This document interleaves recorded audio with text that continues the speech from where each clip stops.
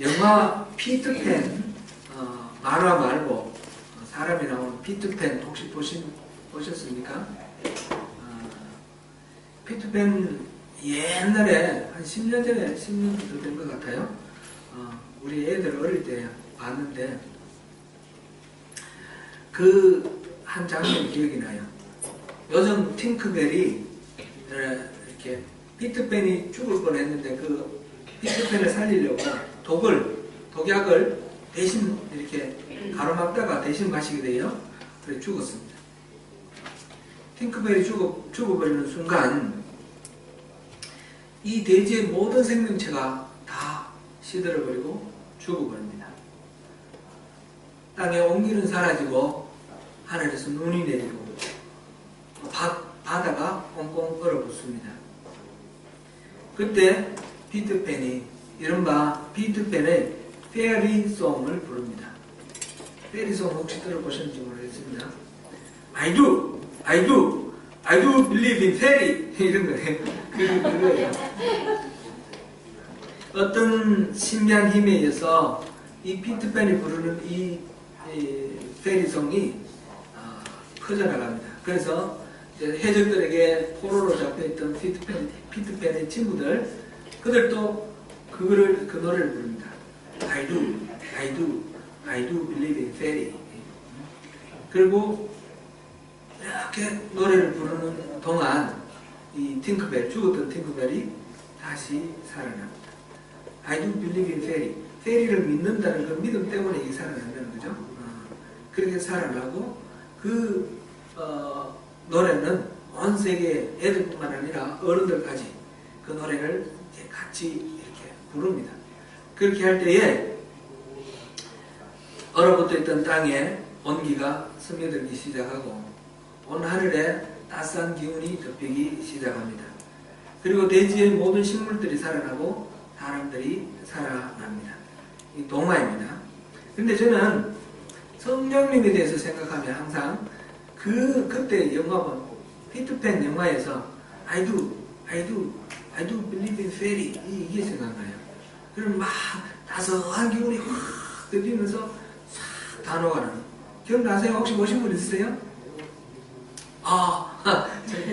저랑 같이 본 사람? 네.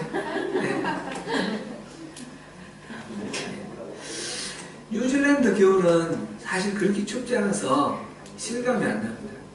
근데 한국 겨울은 뉴질랜드 겨울하고 비교할 수 없을 정도로 춥죠.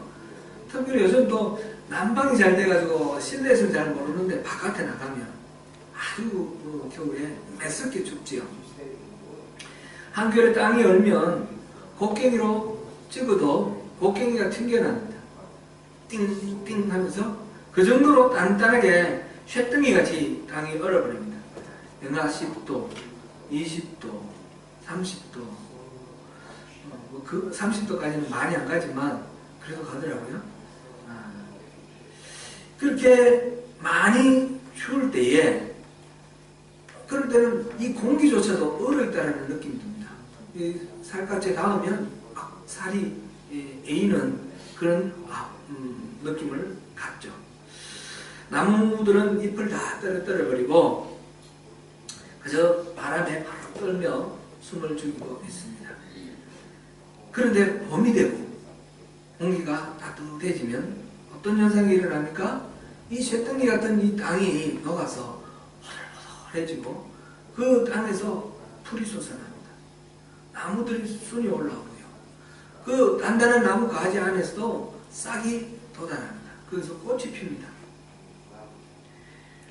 한겨울에 그 땅 땡땡하게 얼어있는 그 땅을 녹이기 위해서는 장작을 피우고 온갖 수단을 써도 조금 그 부분만 녹을 뿐이지 녹지 않던 그 땅이 모르는 사이에 보이지 않는 그 봄 기운에 온 세계가 녹아나는 그런 것을 봅니다. 봄 기운은 생명을 약동하게 합니다. 어마어마한 에너지입니다. 성령님을 생각하면 바로 이 대지를 녹이는 봄 기운 같습니다. 피터팬에서 그 I do believe in fairy 할 때에 그때의 그 색깔들이 아주 따뜻한 색깔들로 그 화면 전체를 다 덮으면서 죽어 있던 것들이 살아나는 것처럼 성령님이 임하시면 모두 말라있고 죽어 있는 그런 영혼들이 살아나는 그런 기적들이 이렇게 보입니다. 우리 그 청소년 수련회 할 때 우리 전도사님 말씀하셨는데 성령님은 이렇게 덮으시면 생명이 살아나서 약동한다 그런 말씀하셨는데 성령님은 우리 안에 내면에 있는 생명을 살리는 그런 존재인 것 같습니다. 그래서 이 성령님이 우리 안에 있고 성령님이 활동할 수 있도록 그렇게 하는 것이 우리가 살 길입니다. 오늘 본문에 보면 성령을 따라 해가라 그랬는데 성령을 따라 해가고 성령이 인도하신 대로 살아가면 우리는 이 생명이 약동하는 그런 기적을 경험하게 될 것입니다. 우리가 잘 아는 전도자 빌리 그레함 목사가 있죠. 빌리 그레함이 이런 이야기를 했습니다. 오늘날 교회에서 성령님이 떠나가신다 하더라도 교회에서 벌어지고 있는 일 중에 90% 이상은 그대로 진행될 것이다. 성령님이 계시나 계시지 않으나 교회는 별 차이가 없을 것이다. 그런 얘기를 했습니다. 이 말이 오늘날 우리 이민교회를 포함해서 우리 한국교회뿐만 아니라 온 세계 교회들이 다 공감할 수 있는 그런 말 같습니다. 우리 소명교회는 작년부터 올해까지 총회도 여러 번 했죠. 여러 번 하면서 많은 변화를 겪었습니다. 변화를 겪고 겉으로 봤을 때는 그게 그건 것 같지만 제가 볼 때는 엄청난 변화를 겪었습니다. 솔직하게 제가 말씀드리면 이제 교회 같아지는 것 같다. 그런 생각이 듭니다. 기분 나쁘십니까? 기분 좋으시죠? 네, 기분 좋으실 거라고 생각합니다.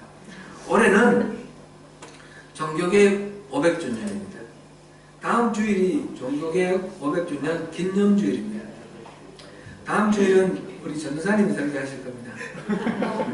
전도사님이 오셔서 이제 5주 있는 달에는 마지막 주는 우리 전도사님이 설교하실 거예요. 네, 종교개혁 500주년에 설교하시는 큰 정책을 받으셨는데 축하드립니다. 500년 전에 종교개혁이 일어났는데 그 종교개혁은 500년 전에 한 번 사건으로 끝난 건가요? 그렇지 않죠. 이 종교개혁은 끊임없이 일어나고 있는 현상이고 오늘날도 이 종교개혁은 일어나야 하는 그런 현상입니다. 오늘날 우리에게 필요한 종교개혁의 과제는 무엇일까요? 교회답게 하기 위해서 우리가 오늘 해결해야 될 가장 큰 과제가 무엇일까요? 그것이 제가 계속해서 반복해서 여러분들 앞에서 역설하고 있는 신앙의 본질을 회복하자는 것입니다. 하나님과 우리의 친밀한 관계를 회복하자는 것입니다. 그것이 없이 교회의 제도가 갖추어지고 교회가 돌아가는 그것이 오히려 비정상입니다. 성령님이 오셔서 우리를 새롭게 해주고 우리의 이 생명을 다시 살려내서 약동하는 기운 가운데 하나님과의 친밀한 교제가 일어나는 그런 신앙의 본질을 회복하는 것이 우리 종교개혁의 과제입니다. 이 문제는 사실상 구약시대의 선지자들이 끊임없이 외쳤던 그 과제이기도 하고요. 예수님이 이 땅에 오셔서 전하신 그 복음의 핵심 내용이기도 하고 사도들이 전한 그 복음의 내용이기도 합니다. 그리고 예수님 이후에 2000년 동안 교회의 역사를 통해서 끊임없이 새로워지는 종교개혁의 주제이기도 합니다.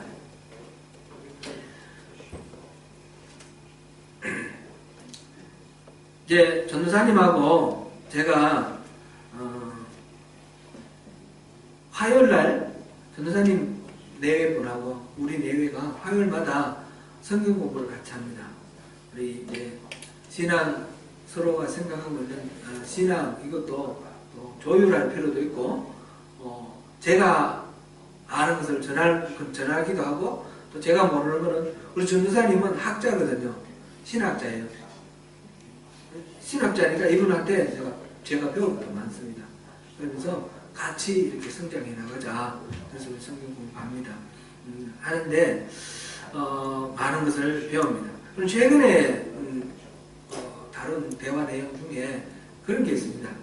우리 이 표에 대한 이야기입니다. 우리 표 같이 한번 읽어볼까요? 시작. 자기를 부인하고 자기 십자가를 지고 나를 따를 것이니라. 마태복음 16장 24절 이 말씀 우리 교회의 표어인데 이 표를 이렇게 볼 때 사람들이 이 표를 듣고 보고 할 때에 전혀 제가 생각하고 있는 것과 전혀 다른 어떤 반응이 있다는 것입니다. 자기를 부인하고 십자가를 지고 예수님을 따르라 그러면 요즘 이제 젊은 세대들, 특별히 청년 세대는 이 말을 부정적으로 듣는 경향이 많다는 겁니다. 그러니까 자기의 모든 생각은 내려놓고 교회가 하자는 대로 따르고 무조건 목종해가지고 헌금도 많이 하고 교회에 헌신하라 그럴 때 헌신 많이 하고 그래가지고 그 사회적 용어 중에서 열정페이라는 게 있지 않습니까? 뭐 일할 기회 줬으니까 고맙지 그러면서 돈 안 주고 부려먹는 거 있잖아요. 착취하는 거. 그것과 똑같다는 거죠. 교회에서 자기를 부인하고 자기 십자가를 지고 나를 따르라 그러면 교회가 젊은이들을 부려먹기 위해서 그렇게 정말을 계속 강조한다. 그 말 듣고 보니까 수긍이 가요. 오늘날 우리 교회 중에 그런 경향이 없잖아 있다는 겁니다. 실제로 그런데 이 말의 의미가 그런 겁니까? 우리가 그런 뜻으로 이걸 표현을 세운 건 아닙니다. 이 말의 의미를 우리가 깊이 한번 생각해 볼 필요가 있겠습니다. 자기를 부인하고 자기 십자가를 지고 예수를 따르면 우리는 얼핏 생각하기에 나는 없어지고 나는 무시당하고 나는 짓밟히고 하나님만 영광 받으실 것 같아요. 그런 생각 혹시 안 드시나요? 안 드시기를 바랍니다. 그런데 그런 생각이 들기도 하죠. 이 말씀을 악용하는 사례들이 많이 있기 때문에 그렇습니다. 그런데 여기서 자기를 부인하고 자기 십자가를 지라 이럴 때에 이 자기 부인해야 할 자기는 어떤 자기입니까? 본래의 나, 참된 나가 아니라 죄로 오염된 타락한 나. 오늘날 내가 살아가고 있는 나는 타락한 나의 본성대로 살아가는 거예요. 우리가 이거를 우리가 이해를 해야 돼요. 이거를 부인을 하고 십자가를 지고 예수를 따라가야 된다는 것입니다. 이 마태복음 16장 24절 우리 다시 한번 찾아보겠습니다.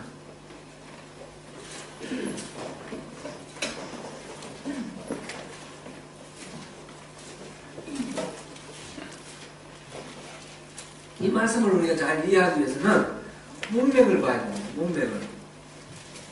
마태복음 16장 24절 그리고 25절 26절까지 우리 이어서 읽겠습니다. 24절부터 읽습니다. 찾으셨습니까? 시작. 이에 예수께서 제자들에게 이르시되 누구든지 나를 따라오려거든 자기를 부인하고 자기 십자가를 지고 나를 따를 것이니라. 누구든지 제 목숨을 구원하고자 하면 잃을 것이요 누구든지 나를 위하여 제 목숨을 잃으면 찾으리라. 사람이 만일 온 천하를 얻고도 제 목숨을 잃으면 무엇이 유익하리요? 사람이 무엇을 주고 제 목숨과 바꾸겠느냐. 아멘. 지금 자기를 부인하라 할 때 이 예수님이 하신 말씀의 배경이 누구든지 제 목숨을 구원하고자 하면 잃을 것이고 나를 위해서 자기 목숨을 버리면 얻을 것이다.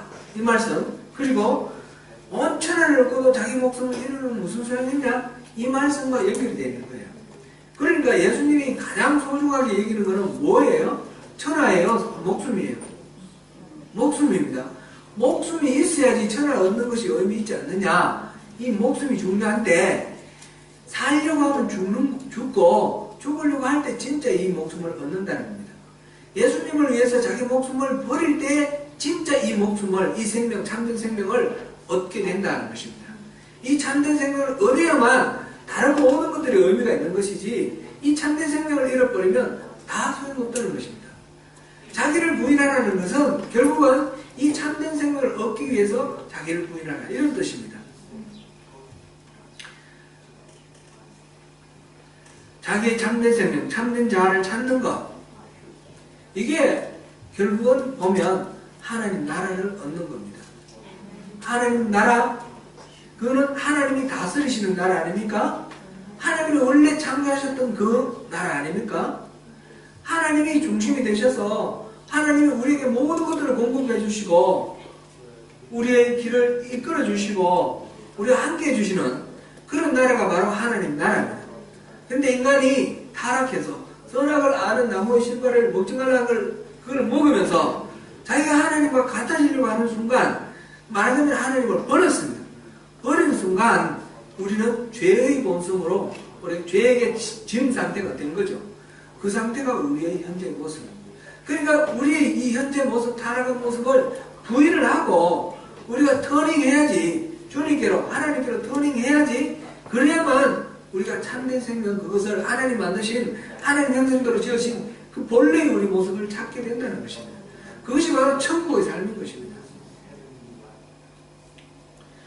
오늘 본문에서 하나님은 우리에게 성령을 따라 행하라 라고 말씀하셨습니다.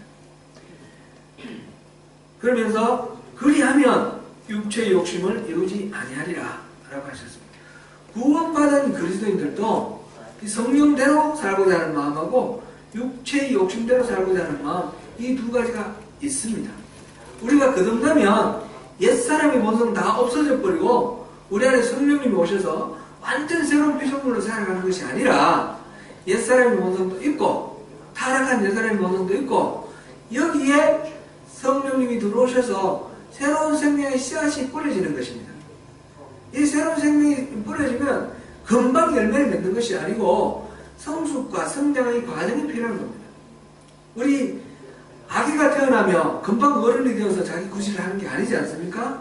엄마의 젖을 먹고 그게 기저귀를 갈아주는 그런 엄마의 보살핌을 받고 자라면서 점점 젖을 떼고 그 다음에 걷고 학교 다니고 하면서 점점 어른이 되어 가는 거죠. 물론 이 영적으로 자라는 것은 이 육체가 자라는 것처럼 그렇게 시간이 그렇게 우리 눈에 보이듯이 그런 식으로 시간이 필요한 것은 아닙니다. 어떤 경우는 금방 은혜 받고 금방 쑥 자라는 경우도 있습니다. 어떤 경우는 은혜 받고 거듭났음에도 불구하고 10년, 20년 변함없는 그런 경우도 있습니다. 그래서 예수님께서 먼저 된 자가 나중되고 나중된 자가 먼저 된다, 그런 말씀도 여러 차례 하셨습니다. 그래서 영적인 생명에는 이게 육체의 이 생명 자라는 것과는 물론 이 시간의 흐름 이런 것들이 같지 않습니다. 그러나 분명한 것은 성장의 과정이 필요하고 성숙의 과정이 필요하다 하는 이 사실은 분명합니다. 우리 안에 육체의 본성대로 살고자 하는 마음, 그 다음에 성령의 인도하심대로 살고자 하는 마음, 이 두 가지가 서로 갈등하고 싸우는 것이 어쩌면 우리 일평생 우리가 겪는 우리 이 땅에서의 삶입니다. 처음에는 육체의 소욕대로 살아가고자 하는 이것이 이기겠죠, 맨날. 그런데 점점 이 우리 안에 떨어진 이 생명의 씨앗이 자라가면서 성숙해가면서 성령의 인도하신 대로 살아가는 것이 점점 이기게 되겠죠. 그래도 완벽하게 육체의 본성대로 살아가는 것을 없이 하고 완벽한 성령님이 인도하신 대로 살아가는 그런 경우는 어렵습니다. 대립해서 싸우는 것이 우리의 현재 실존이다 라는 사실을 우리가 인정해야 되겠습니다. 17절 우리 같이 한번 읽어볼까요? 17절에서 육체의 소욕은 성령을 거스르고 성령은 육체를 거스르나니 이 둘이 서로 대적함으로 너희가 원하는 것을 하지 못하게 하려 함이니라. 이렇게 둘이 싸우는 것이 당연하고 매일매일 순간순간 엎치락 뒤치락 하는 것이 당연합니다. 그러다 보면 내가 한 번 지고 두 번 지고 그러면 이건 내가 계속 질 수가 없으니까 이 성령으로 이기는 방법을 연구를 해야 되겠다 하면서 뭔가 자꾸 규칙을 만들어냅니다. 규칙을 만들어내는 게 이게 나쁜 건 아닌데 이게 잘못 발전하면 이게 율법이 됩니다. 그러면 우리는 또다시 거듭남으로 자유함의 복음으로 우리가 거듭나서 하나님의 자녀로 자유를 누리게 됐는데 다시 율법의 지배 아래 들어가게 되는 것입니다. 그래서 18절 우리 보겠습니다.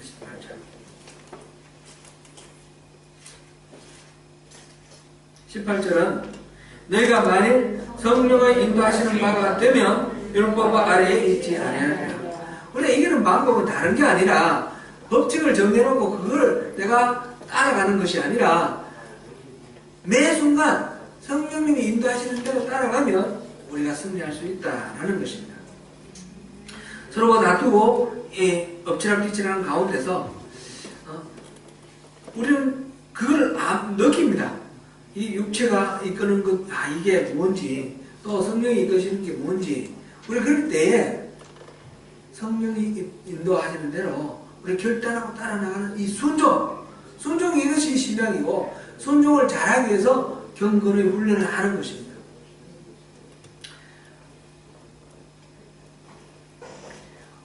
예수님은 나를 따르라고 말씀하셨고, 하나님께서는 하나님이 다스리시는 하나님 나라를 만드시겠다고 그랬는데, 그러면 예수님하고 하나님하고 다이렉트로 이렇게 하면 되지 왜 성령님이 인도하시는 대로 따라야 되느냐, 우리 그런 질문을 할 수도 있습니다. 여러분 답은 다 아시죠? 하나님은 우주 만물에 다 편지하시지만 우리에게 활동을 하시고 우리에게 뭔가 말씀하실 때는 하나님의 영이신 성령을 통해서 우리가 말씀하십니다. 예수님이 우리 안에 계시지만 예수님은 2000년 전에 그 유대 땅에 시간과 공간의 그 제한 속에 이 땅에 오셨고, 그리고 성찬하셔서 지금 하나님 보좌 우편에 계시고, 내 마음에 계시는 예수님은, 그리스도는 성령님, 예수님의 영으로 내 마음에 계시는 것입니다. 그러니까 우리는 이 성령님을 통해서 하나님을 섬기는 것이고, 성령님을 통해서 예수님과 교제하는 거죠. 성령님은 제가 앞에서 그 봄 기운을 말씀을 드렸는데, 그 피트팬 때에 그 I do believe in fairy 할 때 감쌌던 그 따스한 기운, 그런 것처럼 제가 이렇게 연상이 된다 말씀드렸는데, 이 말씀은 그런 따스한 기운이라든지 그런 에너지가 성령이다 이런 뜻이 아니고요. 성령님께서 임하시면 그런 능력이 있다라는 것이죠. 우리가 성령을 따라 행할 때에 그런 은혜와 그런 능력을 우리가 누릴 수 있다는 것입니다. 그러면 어떻게 하면 우리 그거를 누릴 수 있습니까? 성령을 따라 산다는 것이 어떤 것입니까? 구체적으로 이렇게 이제 우리 한번 질문해 볼 수 있습니다. 이것은 성경에 보면 예수님이 어떻게 하셨는지, 바울을 비롯해서 사도들은 어떻게 했는지 그것이 성경에 나와 있습니다. 우리가 그대로 하면 됩니다. 누가복음 4장 한번 보시겠습니다. 누가복음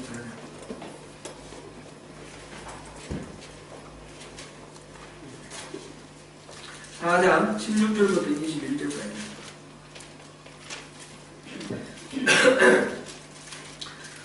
누가복음 4장 16절부터 21절까지 우리 목소리를 맞춰서 우리 같이 한번 읽어보겠습니다.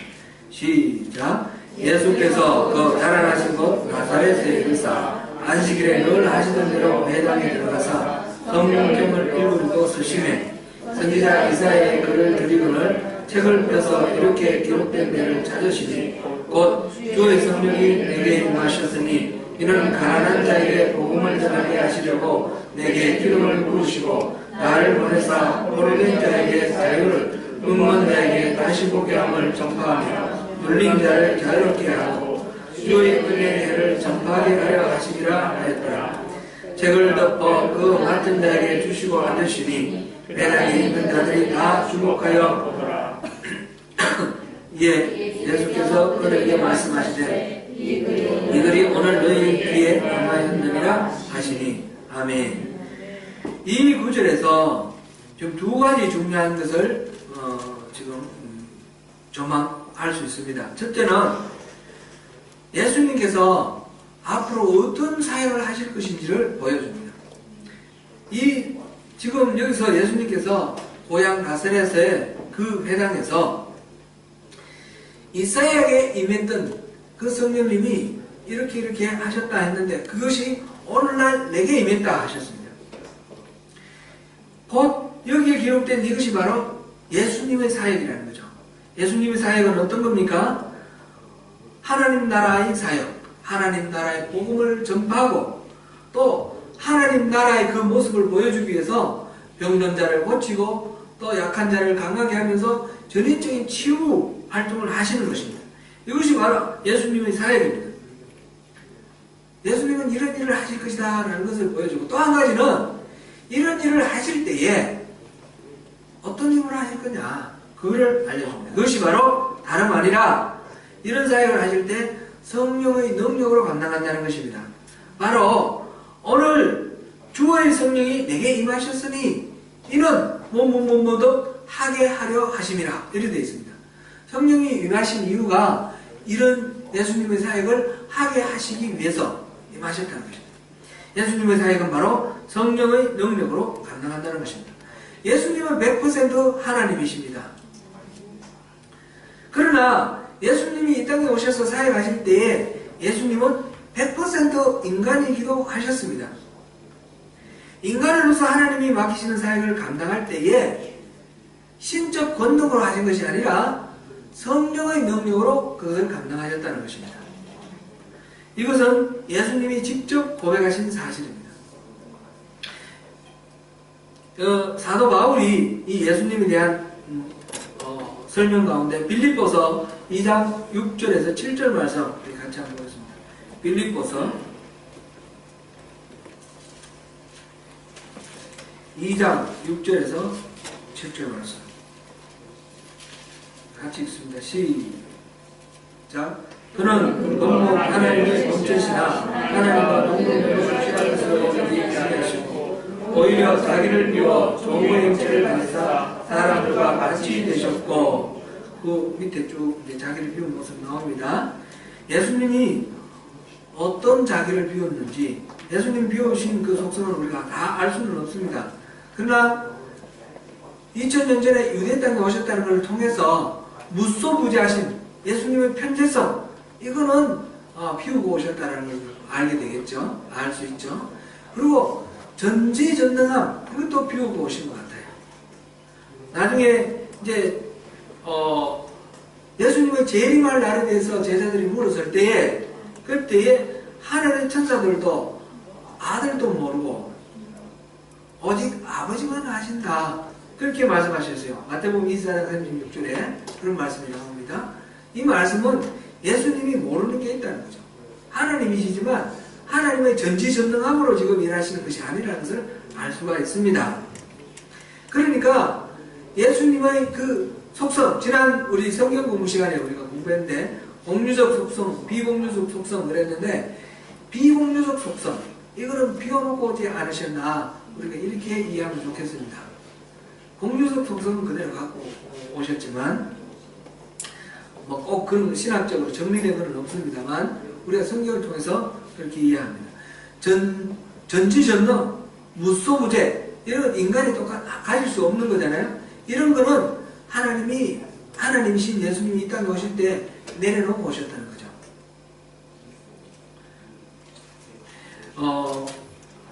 베데스다 연못가에서 38년 된 병자를 고치시고 난 후에 예수님이 하신 말씀 우리 요한복음 5장 19절에서 20절 말씀인데 우리 한번 보겠습니다. 요한복음 5장 19절에서 20절 말씀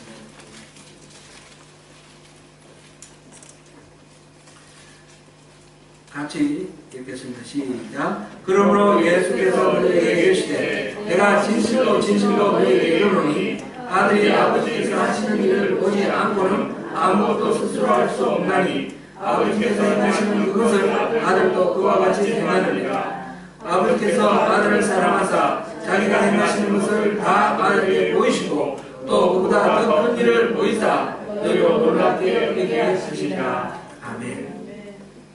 보이셨다고 했는데 보이시면서 아마 이렇게 할 수 있도록 해주셨을 것입니다.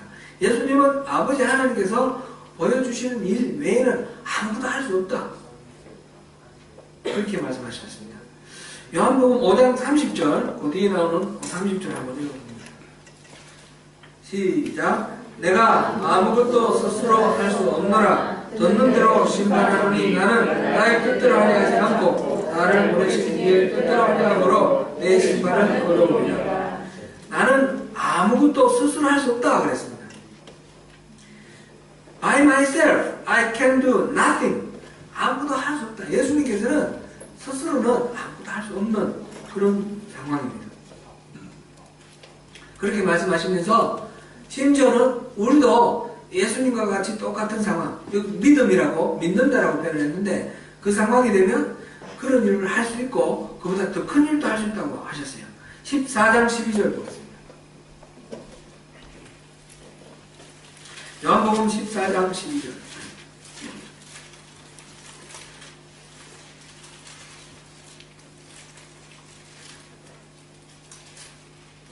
시작. 내가 진실로 진실로 너에게 이르노니 나를 믿는 자는 내가 하는 일을 그도 할 것이요 또한 그보다 큰 일도 하리니. 아멘. 예수님이 베푸신 많은 기적이 있잖아요. 예수님 그걸 전체를 말씀하시는 거예요. 그와 같은 일을 할 수도 있고 그보다 더 큰 일도 할 수 있대요. 누가요?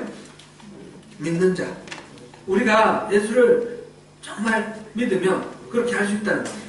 이를 위해서 예수님께서 보혜사 성령님을 약속하셨고 그 약속대로 성령님을 보내주셨습니다. 사도들은 이 보혜사 성령님으로 인해서 사역을 감당했습니다. 부활하신 예수님이 남은 사역을 마치고 승천하실 때에 제자들에게 말씀하십니다. 이건 사도행전 1장 8절 말씀, 우리 잘 아는 말씀입니다.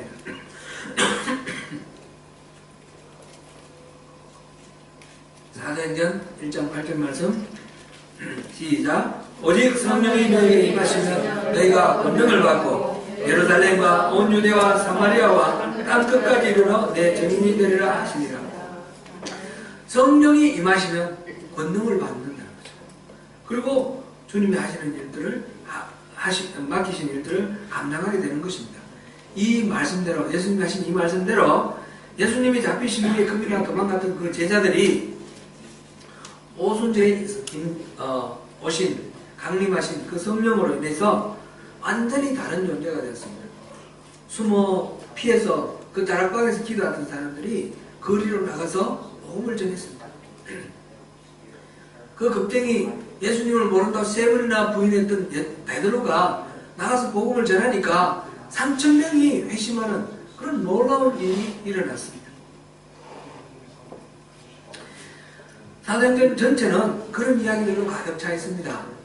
바울 사도와 또 바나바가 안디옥 교회 목회자로 있다가 선교사로 파송될 때 누가 보냈죠? 교회가 기도할 때 성령님이 보내신 겁니다. 또 그 이후에 바울이 2차 전도여행을 할 때에 아시아에서 말씀을 전하려고 했더니 성령님이 막으셔서 그쪽으로 가지 못했다. 그렇게 됐습니다. 이렇게 길을 막으심으로 인도하시기도 하고 또 환상 가운데 마게도냐에서 건너와 우리를 도우라 하는 그런 부르심을 통해서 인도하십니다. 예루살렘으로 돌아가는 길에 바울 사도는 고난과 함께 이렇게 어려움을 겪을 법조에 대해서 이렇게 보여주셨습니다. 주님의 일을 그 고난과 함께 예루살렘에서 그것을 전문하게 될 거다 하는 그 말씀을 보여주셨고 나중에 이제 재판을 받기 위해서 로마로 압송되어 가는 죄수의 몸으로 있을 때에 그때 그 파선이 될 위기 속에서 로마에 가서 가이사 앞에서 내 정민이 될 것이다 라는 그런 말씀도 보여주십니다. 그래서 미래에 일어날 일들을 보여주심으로 인도하시기도 합니다. 이렇게 하나님께서는 성령님을 통해서 이렇게 인도를 하십니다. 그 인도하신 대로 복음을 전하고 교회를 세운 것이 바로 사도행전의 기록이고 사도행전은 그래서 성령 행전이다. 이렇게 불리기도 합니다. 오늘날 우리의 삶에서는 어떻습니까? 여러분이나 저나 육체의 소욕대로 하고자 하는 마음, 성령의 소욕대로 하고자 하는 마음, 이것이 싸우는 것을 끊임없이 경험하실 것입니다. 이 중에 하나님의 뜻이 대부분은 선명합니다. 항상 분명한 것은 물론 아니죠. 때로는 애매모호할 때도 있고, 때로는 하나님의 뜻인 줄 알고 순종을 했는데 그것이 아니라서 또 당황스러울 때도 있습니다. 시행착오도 있습니다. 그러나 우리가 이 싸움 속에 있다는 것은 우리가 분명합니다. 어떤 것을 우리가 경험을 하고 있는지 제가 체크를 해보니까 너무너무 많은데, 이제 저랑 제 아내랑 이렇게 말다툼하고 부부싸움한 그런 경우를 생각해 볼 때, 기분으로 따지고 감정으로 따지면 말 안 하는 게 제일 좋아요. 그런데 제 마음속에 이 육체의 소욕은 그냥 이때 한번 본때를 보여줘, 말 안 해, 이런 거 있고, 또 한쪽으로는 성령의 소욕이 원하는 게 뭐야? 가정의 평화야? 아니면 가정의 파괴야? 그러면서 먼저 가서 봐야 해. 이런 성령의 그 말씀, 성령의 소욕대로 하고자 하는 이 마음이 있는 거예요. 우리가 어느 쪽으로 순종합니까? 성령의 소욕대로 순종하시죠? 아멘? 아멘. 그러시길 바랍니다. 근데 많이 넘어져요. 많이 육체의 소욕대로 뻗칩니다. 뻗치게 할 때가 많습니다. 자녀들을 이렇게 훈계할 때도 그렇습니다. 자녀들이 뭐 잘못했을 때 막 화가 나고 막 잔소리가 막 여기서 막 폭풍처럼 나오려고 그러는데, 이게 이제 육체의 소욕이고, 다음번에는 야, 그게 그래서 너가 얻을 뭐 목적이 뭐냐, 이 자녀가 잘 되는 거냐, 이 자녀를 망치는 거냐, 그런 마음에 이렇게 성령님의 말씀이 들립니다. 그렇지, 내가 지금 화풀이 하는 게 목적이 아니지, 얘가 잘 되도록 하는 것이 목적이지 하면서 성령님의 말씀대로 순종하면서 감정을 누그러뜨리고 또 억지로 하고 부드럽게 또 얘기를 합니다. 그러시죠? 안 그러신가요? 그렇게 하시기를 바랍니다. 이런 실험은 불과 몇 초간에 대부분 끝나는 그런 실험들이죠. 근데 길게 가는 그런 실험도 있습니다. 제가 직장 생활을 접고 목회의 길로 들어올 때 그때 많은 갈등이 있었습니다.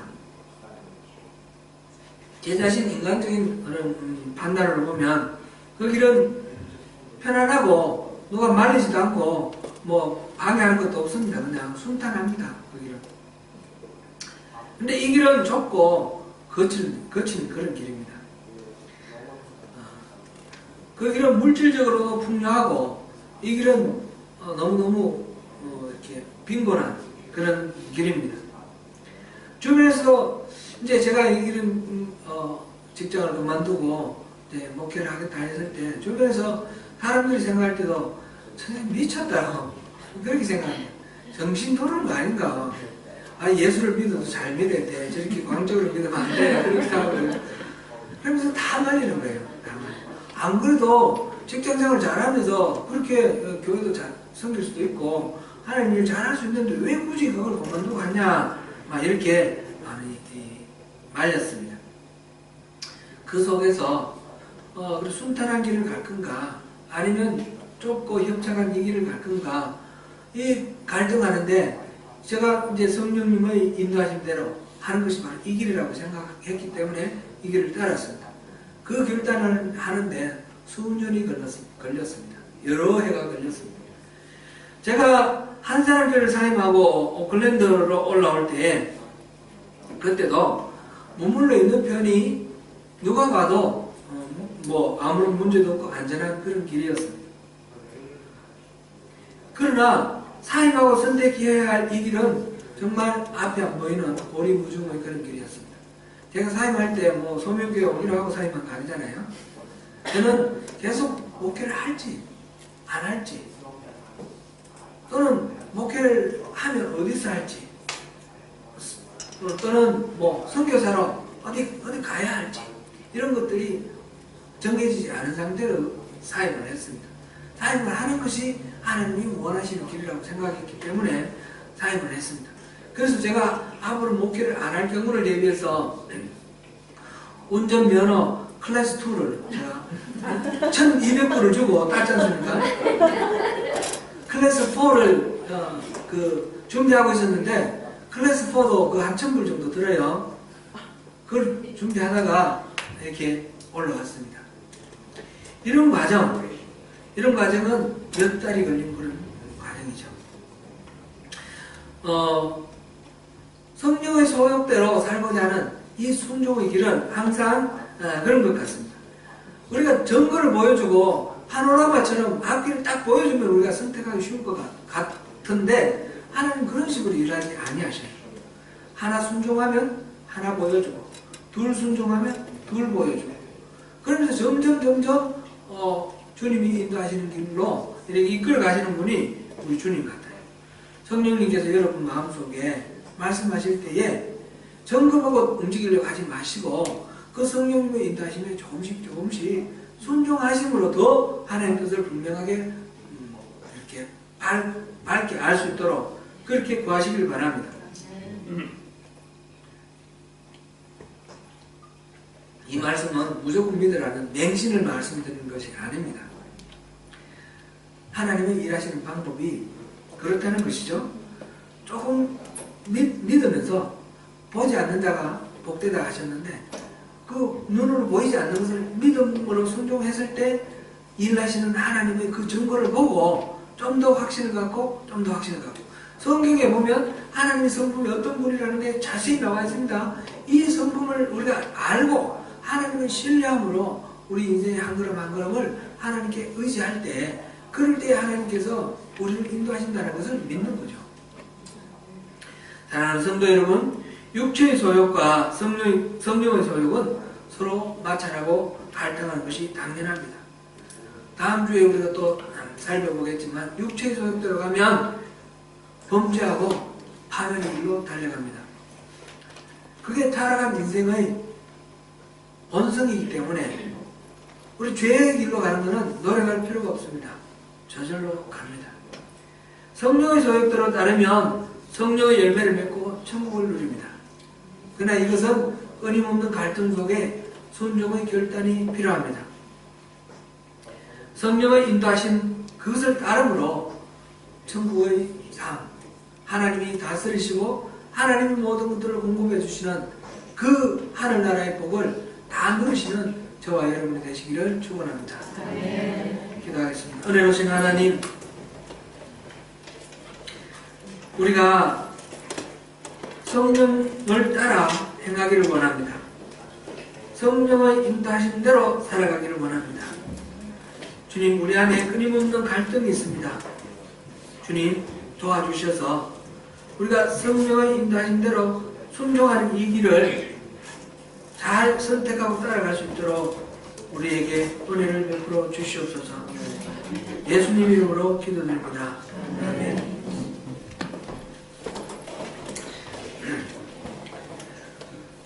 다 같이 일어나셔서 찬송하시면서 공연하시겠습니다.